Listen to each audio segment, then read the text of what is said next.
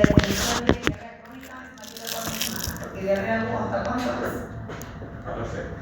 Muy bien, después de los 14 y la crónica que son más de 4 semanas se llama persistente o se puede llamar diarrea crónica o diarrea, en vía de prolongación. Aguda en vía de prolongación persistente y diarrea crónica más de 4 semanas. Ahora nos vamos a referir principalmente a la diarrea crónica, porque la diarrea aguda se la pasó el doctor Felipe Vega, si no se la ha pasado, se la va a pasar mañana en la clase. La escala de Richter es fundamental para poder definir la consistencia de la deposición. También se define como diarrea aquella cantidad, más de 200 gramos de deposición al día, que es una medida súper arbitraria, porque como uno mide la caca y decir, sí, tengo diarrea. ¿Okay? Entonces, las deposiciones que son tipo 6 y 7 definen en sí mismas las características en cuanto a la consistencia de la diarrea. Muchas veces las personas dicen, no solamente es agua tener diarrea, si ustedes ven, los trozos blancos con borde deshecho también es diarrea, ¿sí? Richter 6. Entonces, Richter 6 y Richter 7 sí son considerados diarrea, ¿sí? En cuanto a la consistencia. Frecuencia y consistencia, ¿sí? Muy bien. La prevalencia de la diarrea crónica es entre el 4 a 5% del mundo occidental.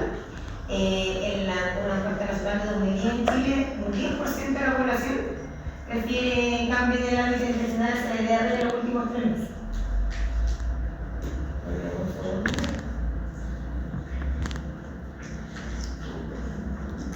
Avísame dónde voy. Lo otro, la casa que está aquí no voy a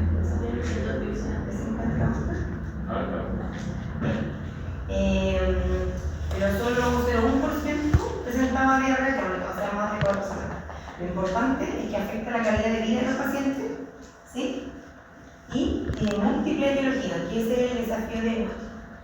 Entonces se clasifican según su fisiopatología. Se clasifican entonces en alteraciones de la absorción intestinal, en alteraciones de la secreción, en alteraciones de la motilidad y en la inflamación de la mucosa intestinal. El problema con esta clasificación es que algunas de diarrea tienen más de un mecanismo fisiopatológico. Entonces, diferente etiología encasillar en un solo mecanismo. Sirve para orientarse, pero no necesariamente una etiología tiene un solo mecanismo fisiopatológico, ¿sí? Hay uno que predomina. También se puede caracterizar según las características clínicas de la deposición. Entonces, está la diarrea acuosa, que es la mayoría, la diarrea esteatorreica o lientérica y la diarrea disentérica. El enfoque inicial es fundamental. ¿Qué es fundamental? Análisis, la edad. Las características de la diarrea. ¿Por qué es importante la edad? Porque existen, por ejemplo, cierto tipo de diarrea crónica en que la edad, por ejemplo, de pacientes jóvenes, uno puede sospechar la presencia de una enfermedad inflamatoria intestinal. En pacientes adultos mayores, como causa de diarrea crónica, existe lo que se llama la colitis microscópica. No la vamos a ver en esta clase en detalle, pero son colitis que en general están asociadas a algunos fármacos como gatillantes, en que uno tiene una diarrea y cuando hace una colonoscopia de control no ve nada, ¿sí? Porque el diagnóstico es histológico, microscópico. Entonces uno toma una biopsia y la biopsia permite determinar si la diarrea microscópica es coaginosa o linfocítica, dependiendo si tiene engrosamiento de la capa colágena o del número de linfocitos intraepiteliales que es mayor, que eso es anormal. Define una colitis linfocítica que tiene un manejo particular, ¿ya? Entonces le da sí importante. Las características de la diarrea también son importantes. ¿Aló? ¿Aló? ¿Aló? No les entiendo, ya. ¿Aló? ¿Le quiero llamar a ser importante ya? Tengo que hablar sin medio. Un poco falta la pregunta.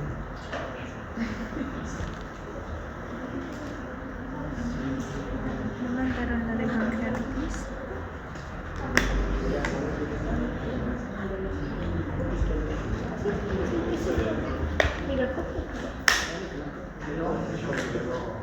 Hola, ¿cómo estás?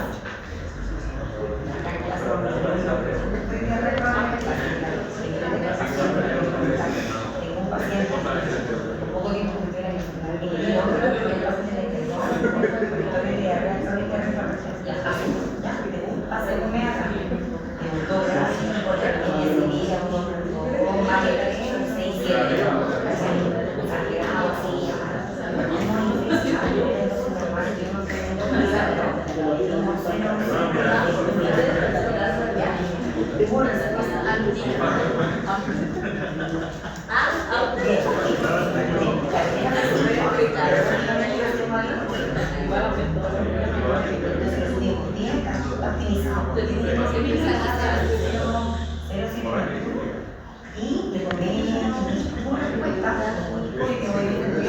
se calentan 20 minutos y esperando la segunda dosis que 4 semanas, o sea, después de 21 días, a la semana, 5 semanas después, y 40, brote de tumor, ¿cachai? Estaban bajando los corticoides de 20, brote moderado, sangrado, verdad, mucho menos grave que el anterior, pero esta de nuevo PCR de 100 y todavía no me acuerdo porque los últimos 24 horas.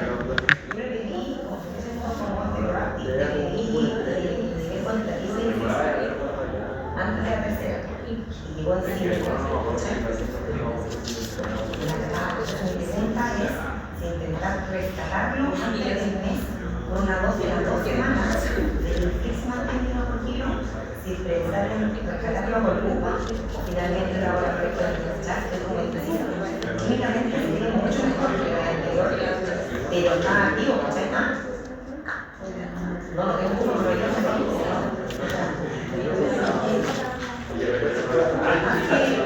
darle una dosis y intensificar a las 2 semanas después de los días de la oficina.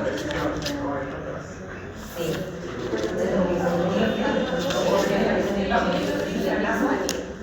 Es fracaso primario, pero no tengo nada.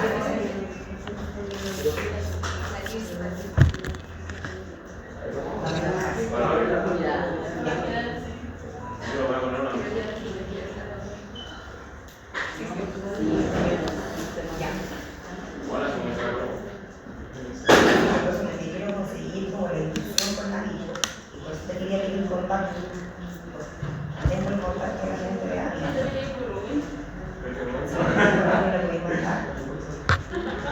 Entonces yo quería incubar cosas de ellos que quería aportar el oficio. La primera que subí.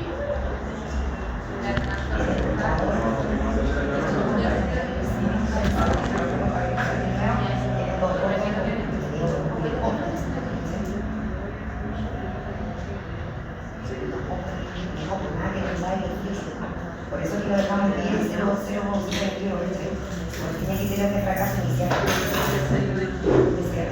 Sí, puede sobreinflamado, morir, cuando mira plástico, porque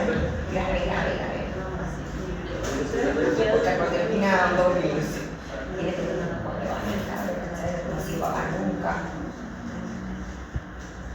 Entonces, la dirección de un país no por esto mismo, ¿no? De lupa, ¿no? Sí. Ya. Voy a intentar.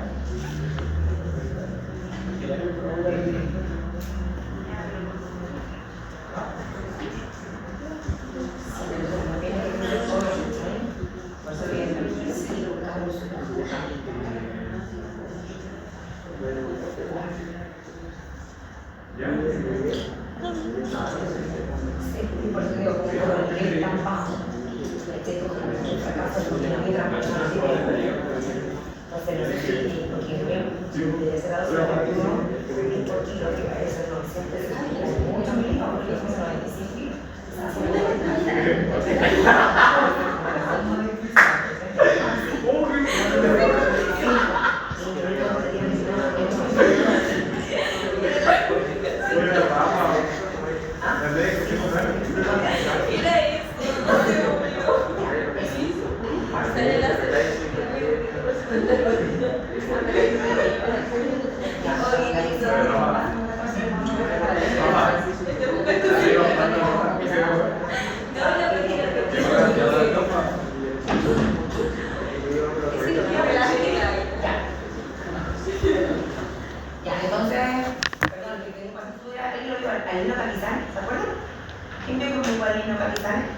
Ustedes lo vieron, pues estaban conmigo. Y localizar al paciente de la colitis ulcerosa de la crisis grave. Estaba en medicina. Y le partimos en terapia de biología con el físico. ¿No lo vieron ustedes? Se da ahora hace un mes atrás. ¿No? Sí, sí. Bueno, reingresó. Reingresó y pasó por el grave, está a punto de poner su corte. Cuando la doctora que yo hablé, como una de las referentes nacionales de enfermedades de es inflamóloga, es la enteróloga. Además de la especialización de enfermedades no terminales. Si todos mataron, eso en el fondo uno es un poco, escuchan aquí todo, pero uno nunca se y una cosa es que el son off-label, que uno no sabe si puede darla o no. Y le pregunto, oye, ¿qué te parece este paciente? No, dale eso, no dale todo. O sea, igual que como hace 6 años de estudio, igual no puedo tomar una decisión sola, porque es súper importante siempre tener así como un equipo de trabajo, ojalá multidisciplinario, con alguien que voy a hacer, que obviamente no saca nada, me preguntar. Yo le digo al paciente, no sé qué voy a hacer contigo, le digo, mañana le voy a preguntar a la doctora que sabe mucho más que yo para decirte qué vamos a hacer. Entonces, las características de la diarrea, las de alto volumen, baja frecuencia, que tienen esta torrea más o menos dolor intestinal. La diarrea de bajo volumen, alta frecuencia, generalmente pueden o no asociarse a disentería y tienen un poco de tenesmo, corresponden, no siempre, pero muchas veces a colon recto. ¿Por qué? Porque el poco de tenesmo es un recto sigmoide, ¿sí? Uno siente ahí, en el recto, siente el pujo y el interés, ¿sí? Porque está inflamado. Entonces la falsa sensación de que tiene algo ahí, pues tiene el interés, ¿sí? Es semiología. Es súper importante además en la anamnesis hacer una evaluación clínica de la patología funcional. Yo sé que no le han pasado mucho de patología funcional porque en semiología no sé cómo enfrentar los trastornos digestivos, pero existen los criterios de Roma 4 que ellos se los nombraron en alguna oportunidad. Sería bueno que le echen una mirada, porque uno con los criterios de Roma 4 puede ser el diagnóstico diferencial acá principalmente con dos entidades: el síndrome de intestino irritable con diarrea, el dominio de diarrea, y el otro es la diarrea funcional. ¿Sí? Existe la diarrea funcional dentro de los diagnósticos de patología funcional. Entonces, ¿qué importa ahí? El tiempo de evolución, la frecuencia de la diarrea, el síntoma acompañante y si tiene o no organicidad esa diarrea. ¿Ya? Entonces, siempre es importante evaluar la severidad de los síntomas y el compromiso psicológico asociado tiene que ver más bien con esto, con el trastorno funcional. Indagar en cambios de hábitos alimentarios y sobre todo en el alto consumo de alimentos fermentables. Es súper importante porque la gente no sabe, pero por ejemplo todo lo que son los polioles, sorbitol, malitol, xilitol, no lo escriban porque son los polioles en general que están dentro de la dieta de los FODMAPs, que es la T de FODMAPs.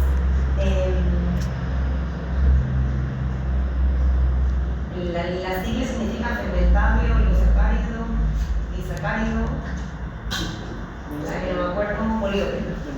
Y lo que hace son todo lo que fermenta. Estas dietas se utilizan para pacientes que tienen distensión abdominal y síndrome de intestino irritable. Hay pacientes que tienen diarrea que está asociada al alto consumo de frutas, gente que come chile todo el día, gente que come puras cosas light. Todo lo light tiene este tipo de endulcorantes y también de algunos productos como el jarabe de agave, el jarabe de maíz, ¿sí? Que utilizan para como transformar el sabor de los alimentos que son poco alimentos. Si uno mira, tiene 1500 cosas que uno no sabe lo que son. Y hay estas cosas. Si uno come todo el día eso, hay gente que tiene diarrea simplemente por un alto consumo de polioles, por ejemplo, o en dieta rica en fermentación. Entonces uno recomienda a gente con diarrea no comer chile sin azúcar, gente que mastica chile todo el día come eso. Entonces, también es súper importante un evento gatillante del cuerpo. El síndrome de intestino irritable es muy infeccioso, que hay un paciente que no tenía historia previa de intestino irritable, realizada por dolor principalmente, y después de una diarrea aguda queda con un síndrome de intestino irritable o infeccioso, porque pregunta, ¿ya? También existe la colitis diverticular. La colitis diverticular se llama SUVB, que es como una diarrea asociada a enfermedades articulares. Tiene alteraciones, tiene antecedentes de diverticulosis, no ha tenido diverticulitis, pero igual tiene una enfermedad sintomática. También el uso de antibióticos. ¿Por qué? ¿Qué diarrea da por uso de antibióticos? En el hospital. ¿Qué han tenido que dejar aislados a los pacientes?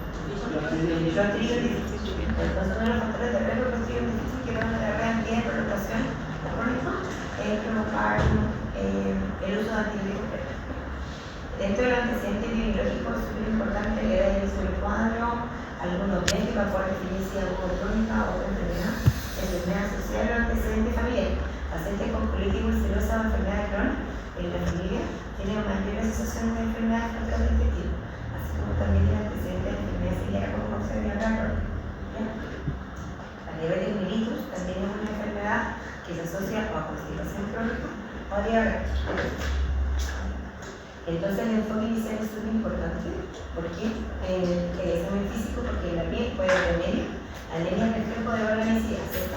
Puede haber eritema en los casos de glucagónicos y también de la mastocitosis, que son cuadros súper raros en el cuerpo nuestro, pero hay que saber que se las pigmentaciones, por ejemplo, las melanodermias y la enfermedad de Addison. ¿Qué es la enfermedad de Addison? ¿Cierto? La insuficiencia hepática. La enfermedad de Addison puede provocar melanoplaquia, melanoplaxias, melanodermia, dolor abdominal y diarrea, ¿sí? Entonces, y hipotensión también, porque si es subarnal, no hay cortisol, ¿cierto? Baja cortisol. Entonces, no eso, puede ser la hiperkeratosis, que es la dada de la deficiencia de vitamina A. También viene la dermatitis herpetiforme, que es la que ven aquí. La que está acá arriba es la dermatitis herpetiforme que se asocia a enfermedad celíaca. Muy bien, dermatitis herpetiforme, enfermedad celíaca. Muchas veces los dermatólogos nos derivan a nosotros los pacientes con dermatitis herpetiforme para el estudio de la enfermedad celíaca. ¿Ya? El que está abajo es el eritema nodoso. El eritema nodoso son zonas extensoras, son nódulos eritematosos, dolorosos, se dan asociados principalmente a enfermedad inflamatoria intestinal, a enfermedad de Crohn, arteritis ulcerosa, pero se pueden ver en ambos. En todos los síndromes de malabsorción, como hay deficiencia de vitamina, puede haber glossitis, ¿sí? Cheilitis angular y aftagoras. Súper importante el examen de la cavidad. En la crisis del rubor facial se da los tumores carcinoides, que también es una causa de diarrea mucho más rápida. ¿Qué otras cosas son importantes de ver? Todo la piel, solo su piel. Mucho más, pero tenemos adenopatía. Siempre es importante evaluar la tiroides. ¿Por qué? ¿Qué enfermedad tiroidea puede dar diarrea? Más que diarrea es polidefecación, pero muy bien, hipotiroidismo.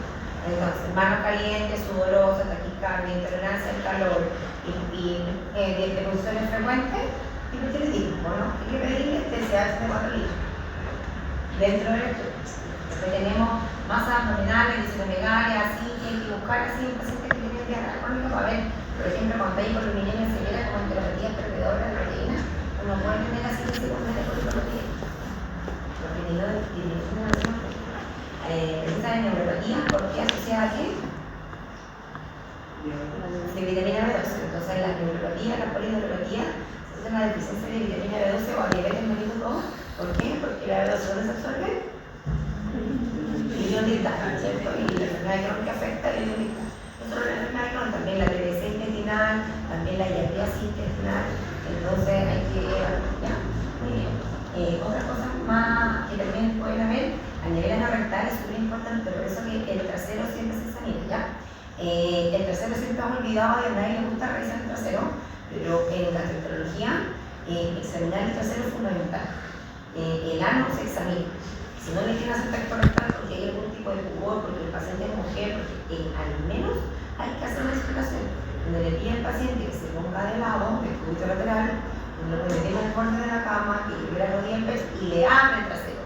Al menos lo mira. Y puede tener fisura, fístula, y si uno no lo mira, no lo mira. Las fístulas principalmente están asociadas a enfermedad de Crohn, con permiso perenne, y no es tan infrecuente. Un tercio de los pacientes con enfermedad de Crohn se presentan con fístula. La osteopenia, la infertilidad y la depresión son síntomas asociados a la enfermedad celíaca. La enfermedad celíaca es la gran simuladora, ¿sí? Entonces, antes, doctor Pau, todo el lupus, ahora es la enfermedad celíaca, no, es la enfermedad celíaca de porque tiene un montón de síntomas, antibiótica, ataxia, un montón de trastornos asociados a la enfermedad celíaca. El tacto rectal siempre es importante para descartar qué cosa, la pseudodiarrea.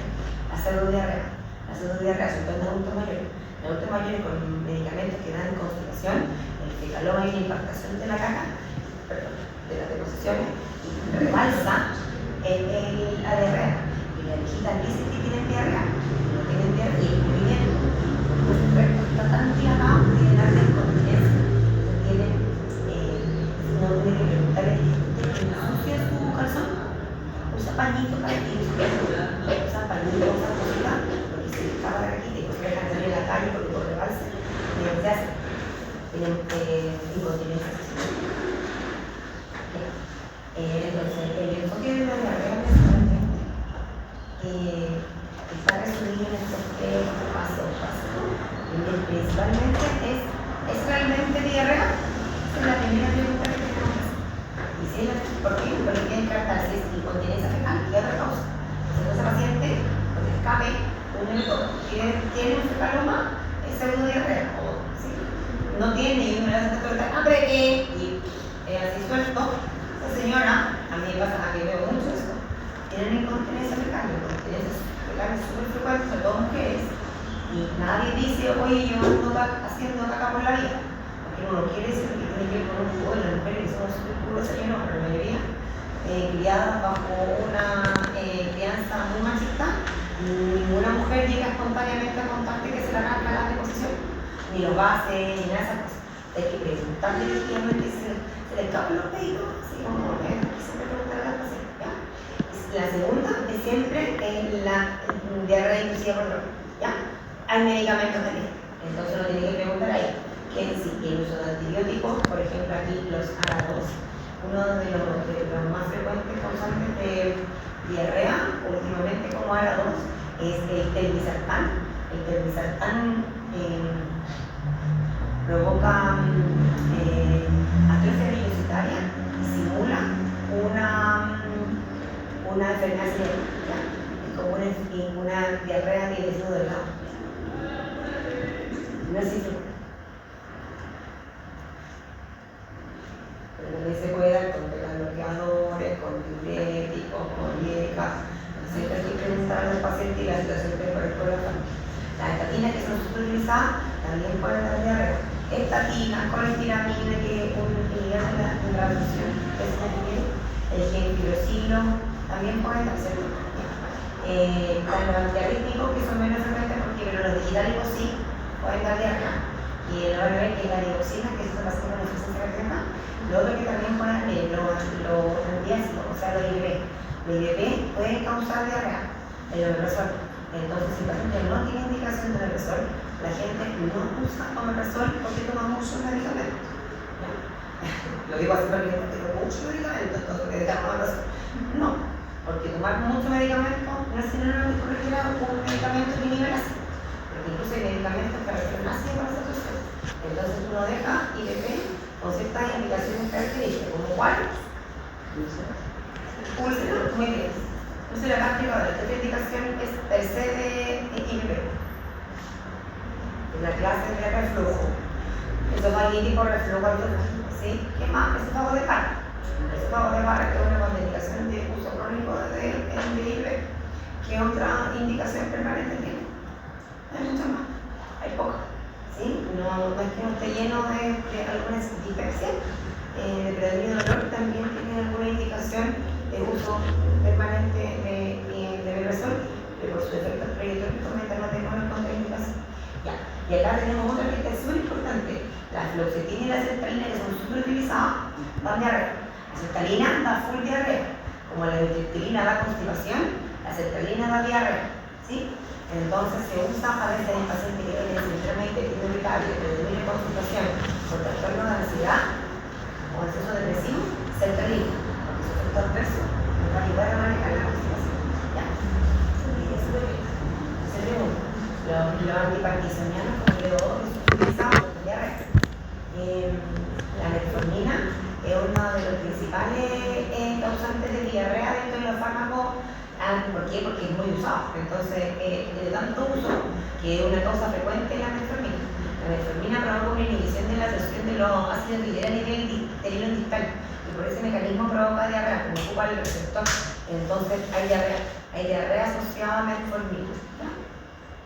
De hecho, la diarrea es como por mala absorción de ácidos biliares. Ya. Es como cuando uno tiene vecino, que también es una causa de diarrea. Ya. También hay que distinguir aquí, claro, de la diarrea aguda de la crónica, pues nos vamos al tercer punto, diarrea crónica aguda, crónica, ¿no? Más de 4 semanas. Y categorizar la diarrea en inflamatoria, estetorrea o acuosa. Y así uno puede hacer una división más fácil y después considerar la diarrea ficticia. Eso ya como mucho más. Entonces, acá vamos a ver la diarrea inflamatoria, estetorrea y acuosa, que puede ser osmótica o secretora. Entonces, la diarrea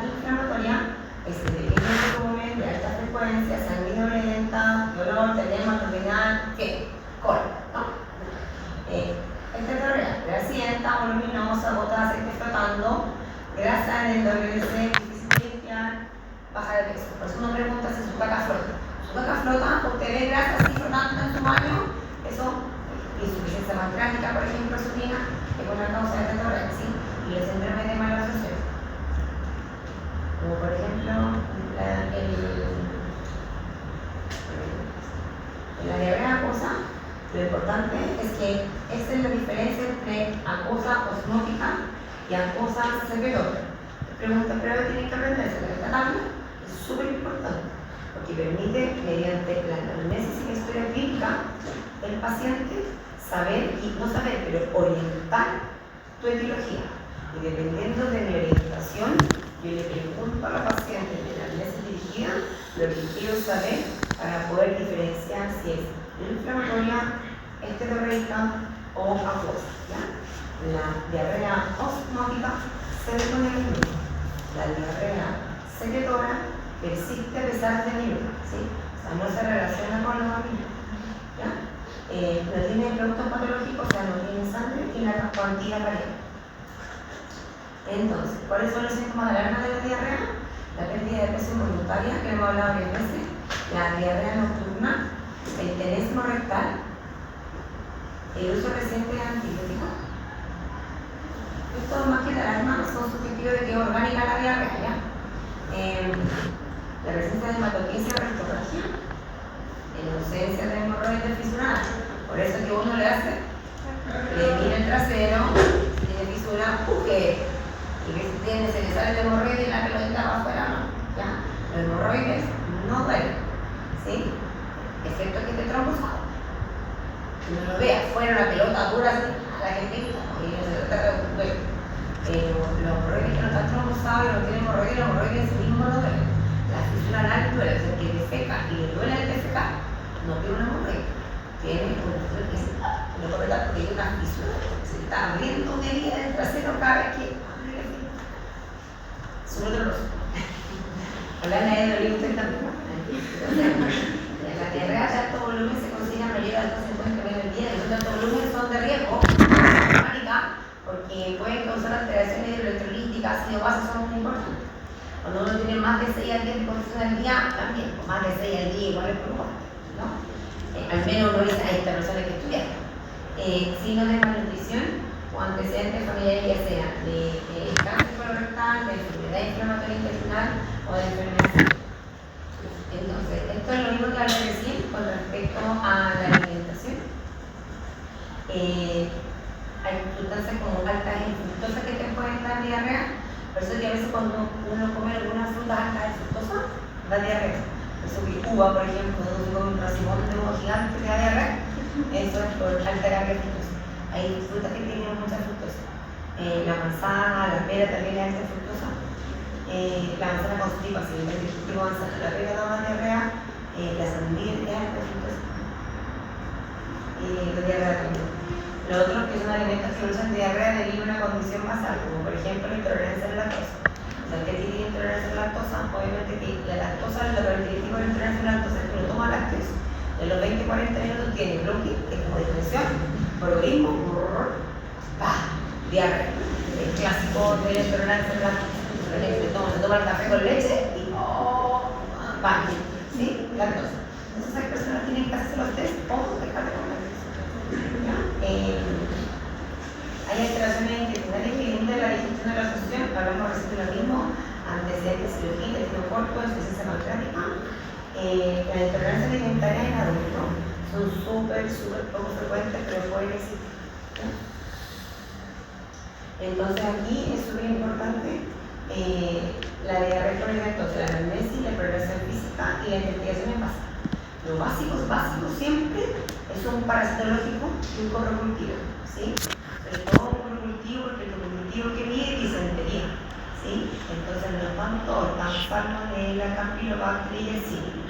Y los parásitos, hablamos recién de la giardia, que es la parasitosis más frecuente en Chile y causa diarrea crónica, simula el diagnóstico diferencial de enfermedad celíaca, porque si uno hace la endoscopía hay atrofia velocitaria, igual como la enfermedad celíaca. Y otra cosa que hay que pedir, la analítica básica es fundamental. ¿Por qué? Porque hay que saber si hay un componente de organicidad. El hemograma para ver la anemia, ¿no? Si es ferropenia, si es macrocítica, por deficiencia de B12, ¿no? Y la bioquímica, la PCR para ver qué, PCR para ver si hay inflamación, la albúmina para que ver si hay pérdida de proteína, el calcio es lo mismo, deficiencia de absorción, ¿Por qué protrombina que mide? INR, sí, INR. ¿Quién mide indirectamente? La vitamina K. Entonces, la vitamina K es ADEC, ¿no? ADEC. K. ¿Sí? Y entonces una vitamina liposoluble, muy bien, no tiene tetorrea, pierde lípidos, ergo tiene deficiencia de la ADEC. O sea, ya tiene lípidos y cosas así. Hiperkeratosis por deficiencia de vitamina A. ¿Ya? Ferritina y no pilla ácido fólico también. La serología de celiaquía o de enfermedad celíaca siempre tiene que incluir el anticuerpo antitransglutaminasa, pero siempre debe incluir la inmunoglobulina A. Inmunoglobulina A. ¿Por qué? Porque el anticuerpo antitransglutaminasa es un anticuerpo tipo inmunoglobulina A y existe la deficiencia de vitamina A. Y los pacientes con enfermedad celíaca tienen en particular un mayor porcentaje de deficiencia de inmunoglobulina A. ¿Ya? Entonces, si uno tiene deficiencia y no sabe si es un falso o negativo, porque puede ser la mala suerte que un 1% la tiene, que eso es poco, y no es tampoco uno así. Puede tener la deficiencia de vitamina A, que dijiste que no es celíaco por el anticuerpo negativo, y siempre. Siempre anticuerpo de vitamina C y GIA, porque si salga de positiva, le pregunto la prueba, después no lo sé. Debería poner la de pero no, para los primeros que vienen a la clase. Muy bien, también que vienen a la clase. Ya, entonces el estudio de la AS incluye dos. Sangre oculta en deposiciones, le decimos FIT en inglés, ¿sí? Porque viene de la palabra, el FIT viene de la palabra, en Chile dicen que soy, es una lata, se llama FIT, que es mucho más fácil, porque es Fecal Immunological Test. Es súper importante cuando uno lo pide test inmunológico de hemorragia oculta en deposiciones, porque si no, hacen el test de Guayaco. El test de Guayaco es una porquería. No sirve para nada, tiene un montón de falsos positivos. Y la gente tiene que hacer una dieta súper estricta sin comer nada que tenga color porque se corona la caca y está todo bien. Cualquier cosa que lo marque, marca positivo. Tiene que ser un test inmunológico. Y esto se llama test inmunológico de hemoglobina humana en deposición, porque mide, es específico para ver hemoglobina humana, que es tu sangre. O sea, humana, no de otra cosa. Entonces, uno con eso, y qué otra cosa, la calprotectina fecal. Y aquí el rol súper importante de la calprotectina de lo que han pasado, porque ya nos pasamos muy bien, la calprotectina fecal.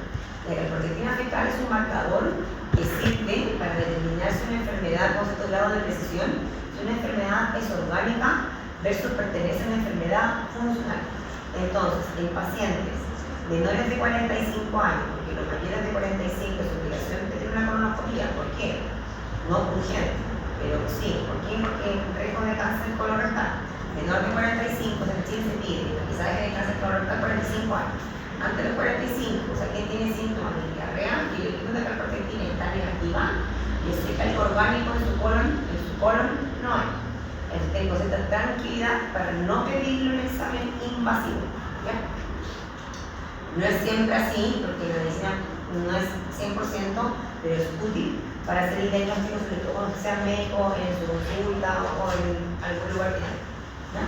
Entonces, marcadores de riesgo de enfermedad orgánica no, diarrea crónica, característica de personalidad, sí, si no, diarrea crónica, característica orgánica. Ahí nos vamos a las causas, ¿sí?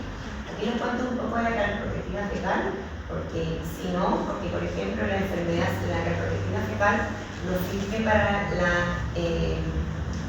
no es tan sensible el intestino delgado. Por eso que, por ejemplo, en la enfermedad celíaca que afecta el intestino delgado, puede estar normal, ¿sí? En el síndrome de intestino irritable es normal, porque es una enfermedad funcional que tiene un cierto grado de inflamación, no se sabe, pero es muy baja, que no es capaz de elevar la calprotectina. ¿Saben qué es la calprotectina fecal? No, la calprotectina fecal no sabe. La calprotectina fecal es una enzima que se libera por los neutrófilos que están en el colon. Entonces, como los neutrófilos son encargados de la inflamación, cuando hay cualquier cosa que inflame el colon, sale la calprotectina de los neutrófilos, viene la piel de la caca porque sale, o sea, en el delgado, el menos sensible las muestras que las muestras que son de diarrea de colon. Entonces, la diarrea por sales biliares, que también son de delgado, ¿sí? Las sondas biliares tampoco tienen alterada la carbohidrata. Y la diarrea secundaria a fármacos, por ejemplo, la metformina, la IBP, tampoco marcan, ¿ya? Porque no hay una enfermedad orgánica subyacente en ese caso de la absorción de ácido biliares. En cambio, la colitis microscópica, los cortes son entre menores a 50 normal, entre 50 y 150 se llama Grayson, que es como la Madrid, que ahí por suerte el médico tiene que pensar, porque si no todo lo haría la IA, bueno, también el médico puede pensar, pero uno puede decir, me tinca la médica, porque hay gente que tiene todo el cuadro intestinal, todos los exámenes normales, obvio que si tiene 65 de calprotectina fetal, que le digo, haga urgente una colonoscopia porque tiene una enfermedad grave que puede morir. Porque hay gente que hace eso. Está alta, tiene que hacer una colonoscopia urgente porque si no es algo grave. La gente se asusta, ¿cachai? Bueno, estamos en una zona determinada, no sabemos muy bien si esto es o no, tenemos tiempo para hacer un examen. ¿Qué cosas están ahí? Pero miren, está la colitis microscópica, la colitis infecciosa, la colitis isquémica, el cáncer, los pólipos también. Entonces el cáncer igual te puede marcar por entre medio, por eso que la clínica es la que importa, baja de peso, anemia, alteraciones de las deposiciones, cáncer. Obviamente ese paciente no va con directa 65, va a tirar proteína a una colonoscopia. Entonces que los exámenes no son, los pacientes no son exámenes, los pacientes son pacientes que requieren anamnesis, historia clínica, exámenes de laboratorio para hacer una unidad diagnóstica que sea concordante, ¿ya? El SIBO, contra que el sobrecrecimiento de bacterias del intestino delgado, también puede hacer un grado de inflamación en el delgado, por ejemplo.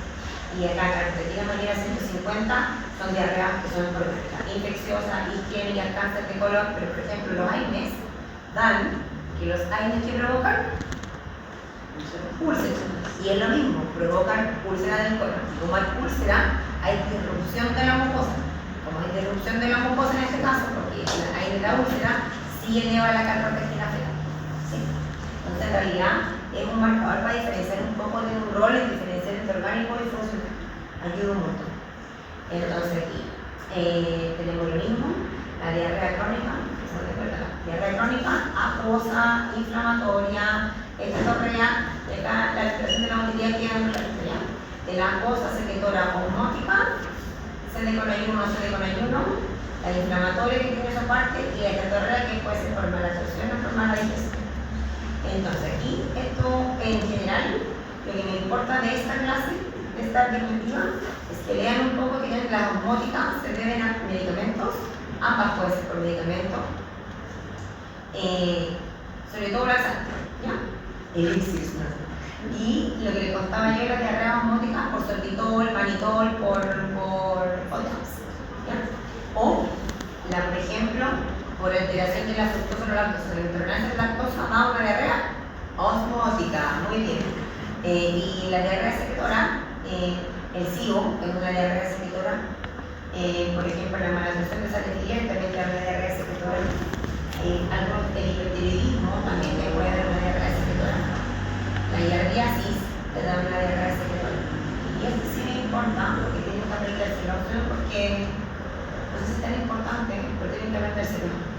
Que la diarrea acuosa en general son menos de 1 litro, son sin elementos patológicos, se ven con el ayuno. La acuosa osmótica, la de abajo la secretora, acuosa trata de secretar acuosa, la otra que hay osmótica. La de abajo es secretora. Las secretoras son más de 1 litro sin elementos patológicos, no se ven con el ayuno, tienen un pH mayor a 6 y tienen un gap osmolar menor a 50. Eso en las deposiciones. Uno puede medir igual que ustedes el gas osmolar en la deposición. ¿Ya? Se mide 290 menos 2 por el sodio en la carga más el potasio en la deposición. ¿Se usa? No. ¿Tienen que saberlo? Sí. Ya.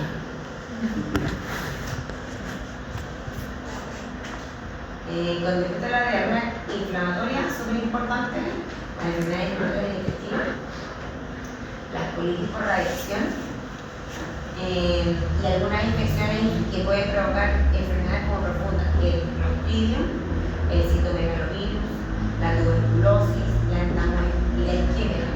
La isquemia es frecuente en quienes, ¿quién se le ocurre que pueden tener colitis isquémica? isquémica, pulsión isquémica. Si isquémica llega sangre que te da una úlcera, úlcera. Hay también la úlcera intestinal, por eso que dan tal rol. ¿Ya? En adultos mayores.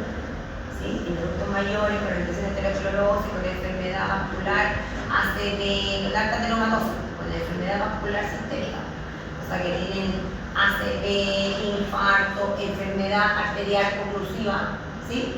Entonces llega un viejito que tiene más que dolor después de comer siempre postprandial, uno dice, colitis isquémica, ¿sí? No hay irrigación, si después de comer, una hora después de comer, una hora después de comer siempre dolor, también puede ser colitis isquémica. Súper bien. La estetorrea hay por maldigestión y por mala absorción. Por maldigestión está la pancreatitis crónica, que es la que más me importa que sea. También en la cirrosis, los cirróticos también hacen diarrea, hacen de todos, pero hacen por disminución del ácido uric.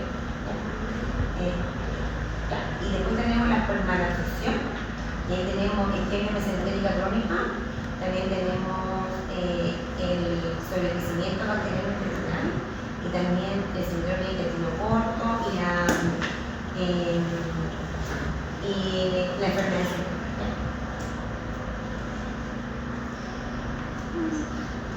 estos son menos probables por trastorno de la motilidad, es lo que les decía yo, porque en este caso el hipertiroidismo es trastorno de la motilidad. Ahí está. Está ubicado en otras partes, pero principalmente es por motilidad aumentada. Así como está enlentecida la motilidad del tiroidismo, la gente tiene constipación, es por la alteración de la motilidad, tiene una motilidad aumentada, por eso tiene polidefecación más que diarrea. La diabetes mellitus ocurre lo mismo. En algunos pacientes hay un aumento de la motilidad y por aumento de la motilidad tienen diarrea. Eso. Las demás son misceláneas que tienen que ver con diarrea funcional. Esto acá es súper importante. Cuando uno tiene una diarrea inflamatoria, esa diarrea inflamatoria que tiene una cardioprotectina alta, una PCR, una diabetes elevada, tiene que ir a la colonoscopia en la biopsia, porque su diagnóstico diferencial es enfermedad inflamatoria intestinal. Un paciente que tiene una diarrea estetorreica, uno le pide el examen de deposiciones, que no se científico esta parte, uno le pide un test de Sudán y hepatopico. Por eso las medidas que generalmente lo deberían medir las dos, Sudán y hepatopico, para estarse, eso es básico. La lactosa fecal es un examen que mide insuficiencia pancreática exogenea, ¿sí? Es para ver el páncreas. Pero si uno quiere ver malabsorción en general de grasas, alguien tiene malabsorción, tiene que medir Sudán y hepatopico, ¿ya? Son miden malabsorción de grasas. La lactosa fecal mide la insuficiencia pancreática exocrina, que tiene un Sudán y un hepatopico positivo, pero te mide busca la etiología, ¿sí? De insuficiencia pancreática exocrina. ¿Se entiende? Sí, ya, muy bien. Cuando uno tiene una estetorrea y piensa que es porcivo, que es el síndrome de sobrecrecimiento bacteriano, pide un test de aire inspirado. Hay test de aire inspirado con glucosa y con lactulosa. En Chile generalmente usamos más lactulosa que glucosa. Test de aire inspirado con lactulosa para ver si hay una indica en ese estudio de trabajo tenemos instalado un test de aire, también hay test de aire inspirado con lactosa. El de lactosa es para ver a la absorción y tolerancia a la lactosa. El gran recibo es lactulosa. ¿Qué es la lactulosa? Carbohidrato.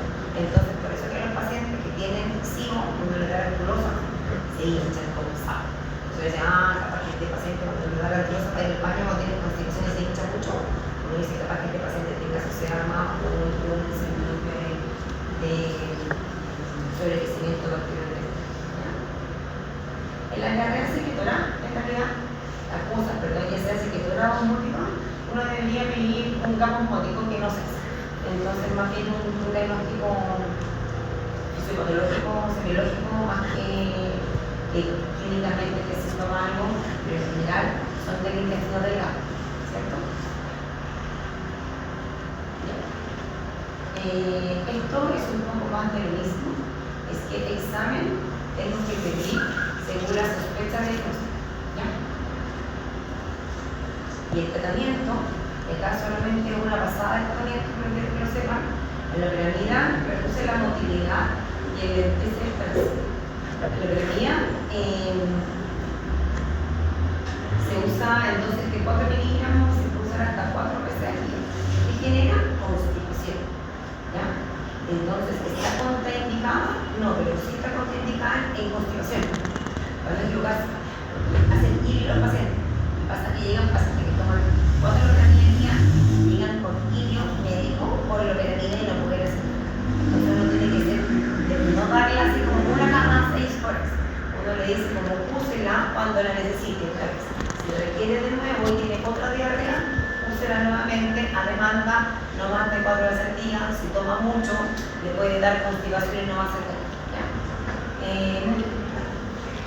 Siempre entre las comidas y para aliviar el síntoma, en la noche, como hacen diarrea nocturna, en el lado uno busca la etiología de la diarrea.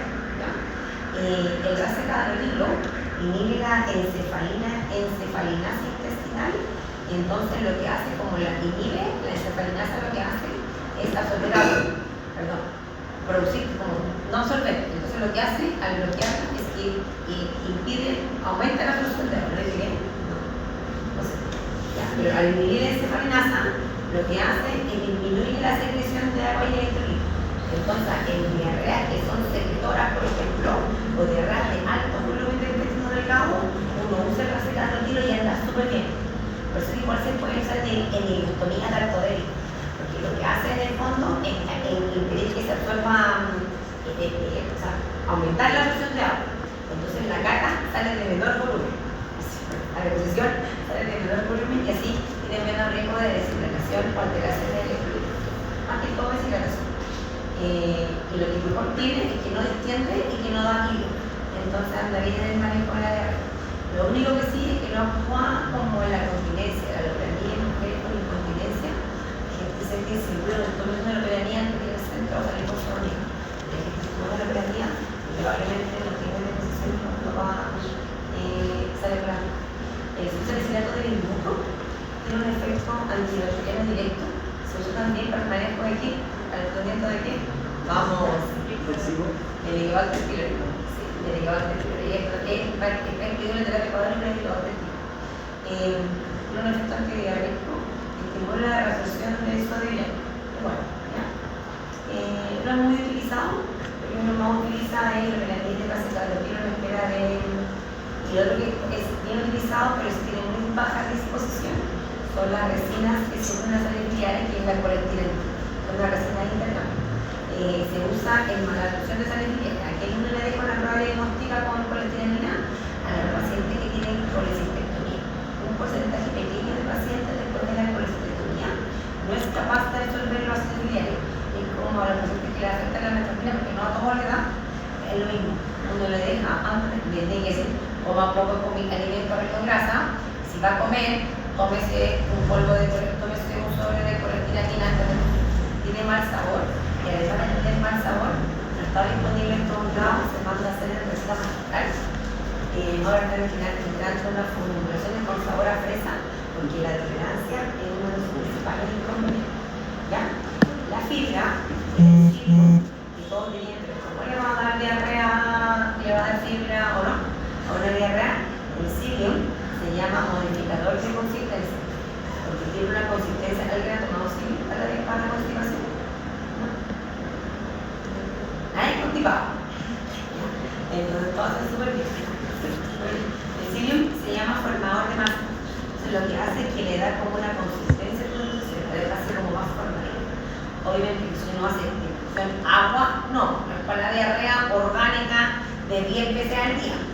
Se puede usar para qué? Para la diarrea crónica, funcional, por síndrome de intestino irritable, que predomine constipación y diarrea.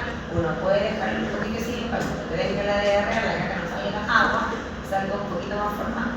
Aquí el paciente también le puede dar a los pacientes con diarrea funcional, que así entonces les deja un poquito, forma una gelatina. Ya. En cuanto al tratamiento de la diarrea crónica, entonces tenemos el manejo sintomático. Los probióticos, el Saccharomyces boulardii, el único que tiene un poquito de evidencia sobre el crecimiento bacteriano. El eutótrido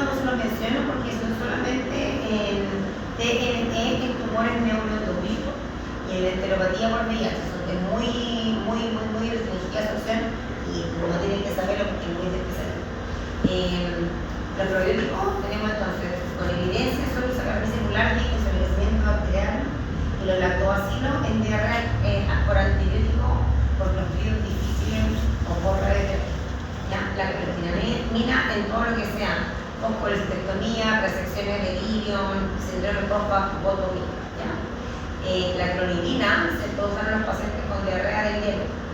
El Sony Ellison, que también es un cuadro súper raro y nunca esto no diría, uno puede usar ivermectina. La indometacina también, chao, olvídenlo, no sobre eso.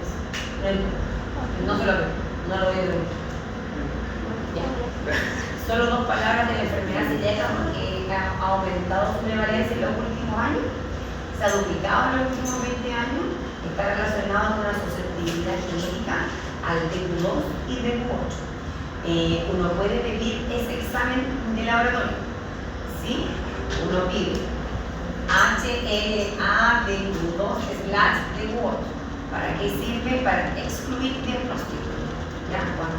Cuando tengo una discordancia entre la serología y la biopsia.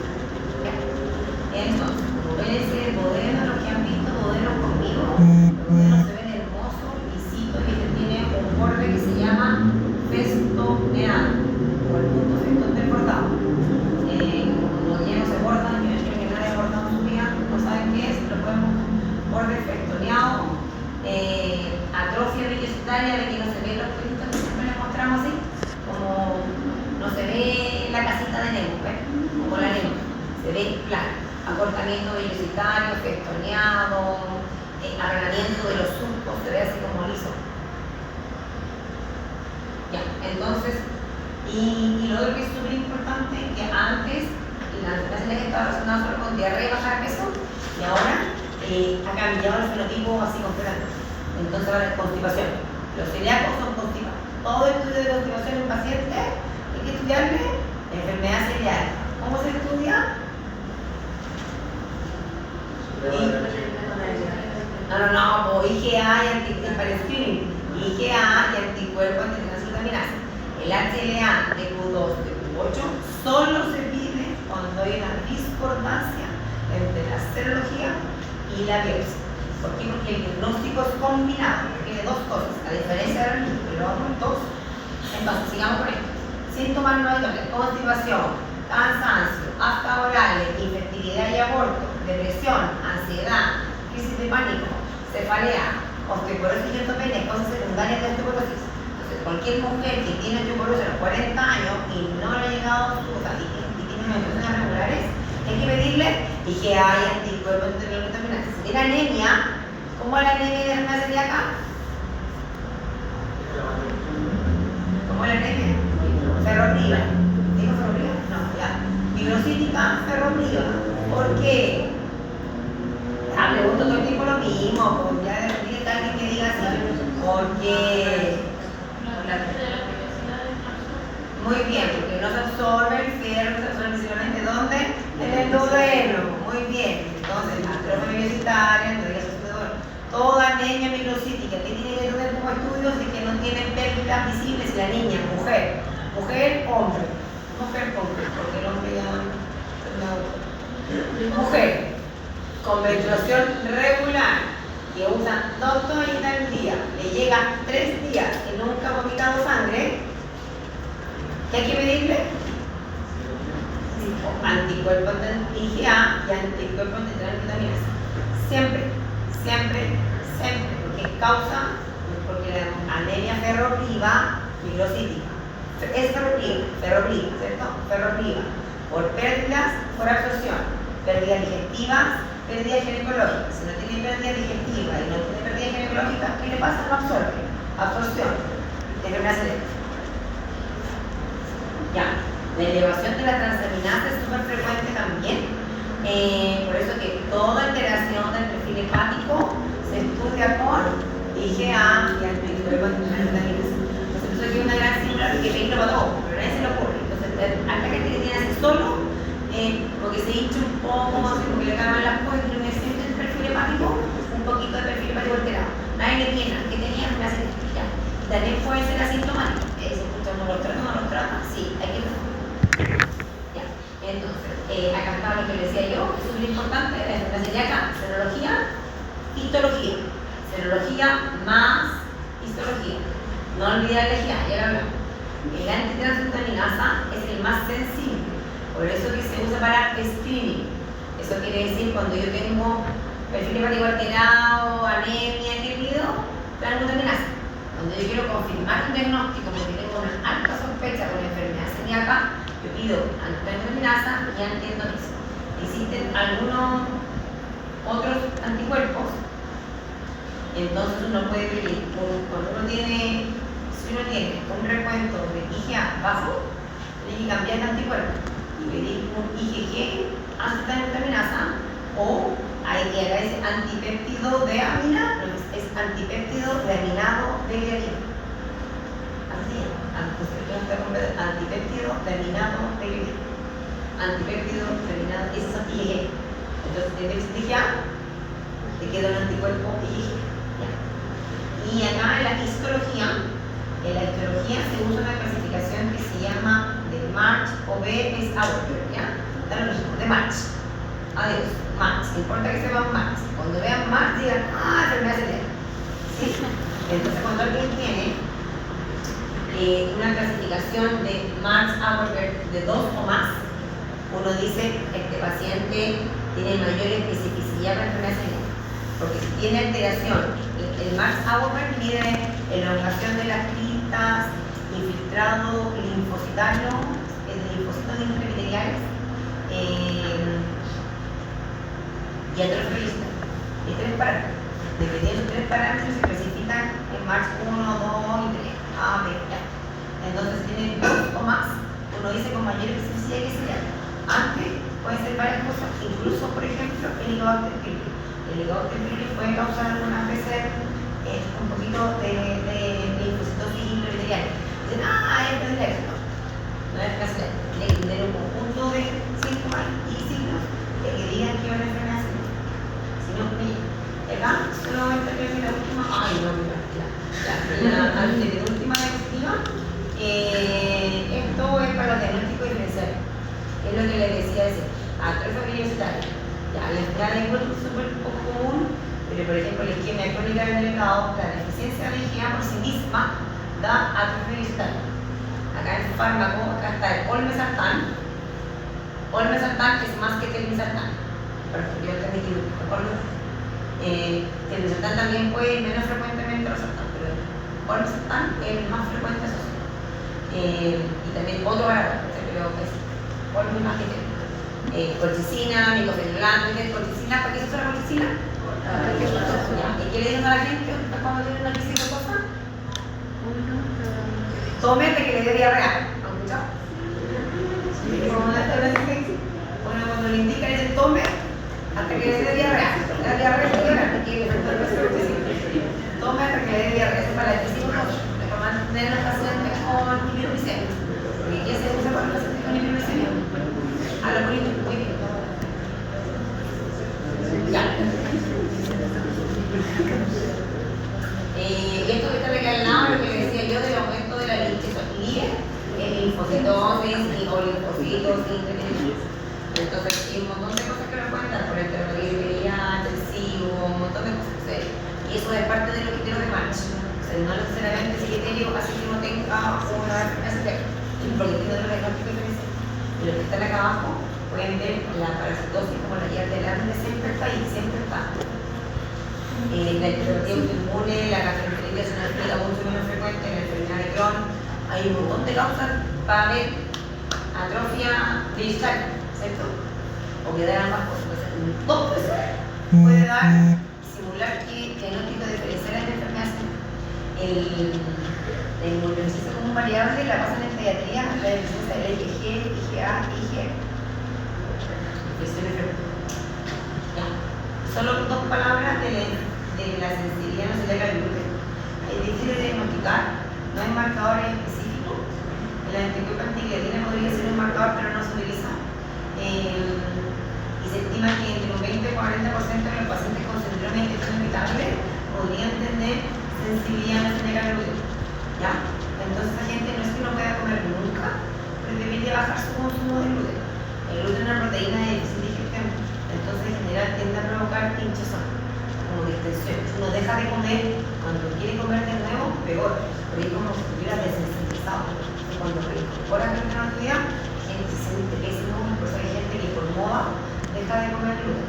Los influencers malditos tienen no todos son malditos, porque hay los influencers acá, pero en el fondo no todos tienen tanta evidencia de literatura, entonces dicen cosas que no son y la gente, como les cree, dejan de comer gluten porque el gluten hace súper mal, hace mal para todo, y porque es antiinflamatoria, que no tiene mucha evidencia de literatura, sea así, sí, la gente mediterránea. Que es baja en gluten, porque más bien bajar en el azúcar y el refresco. Entonces el gluten igual es una proteína importante para las microbiota intestinal. La microbiota se alimenta del gluten, entonces igual hay que tener un consumo de gluten, pero no 8 panes al día. ¿Sí? Entonces también acá es exceso, entonces le dice, hoy me como 8, pues, a ver, ¿qué es así? ¿Cuánto más come? 6 panes al día. Hoy parece un chao, no sé qué. ¿Con qué pan come? Pan amasado. Ah, ya pan amasado. ¿Y qué le pone? No, le pongo así, arrolladito guaso, se toma de alta, entonces como que igual.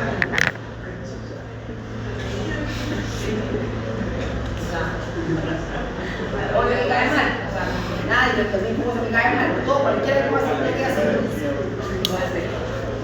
Igual que puede dar síntomas generales de ansiedad. Entonces, el tratamiento aquí, un poco para decirle cuál es la diferencia. La dieta libre de gluten incluye trigo, centeno y cebada, también es súper temperada, y dieta estricta de exclusión y cuánto de por vida. El problema con la enfermedad celíaca, que está asociada al linfoma, y no solo a eso, sino a manifestaciones extradigestivas. Te pueden dar cosas como las que le comentaba, epilepsia, ataxia, trastorno de la piel. Tener el sistema inmune activado todo el tiempo gatilla otras enfermedades autoinflamatorias. Entonces se asocian a otras enfermedades inflamatorias y empieza a aparecer, por ejemplo, enfermedad celíaca y colitis ulcerosa, enfermedad celíaca y hepatitis autoinmune. Empiezan a aparecer así como asociaciones entre enfermedades inflamatorias por el gatillo constante de la autoinmunidad. Muy bien, termino. ¿Quieres? Sí. ¿Tienen ánimo de hacer pancreatitis?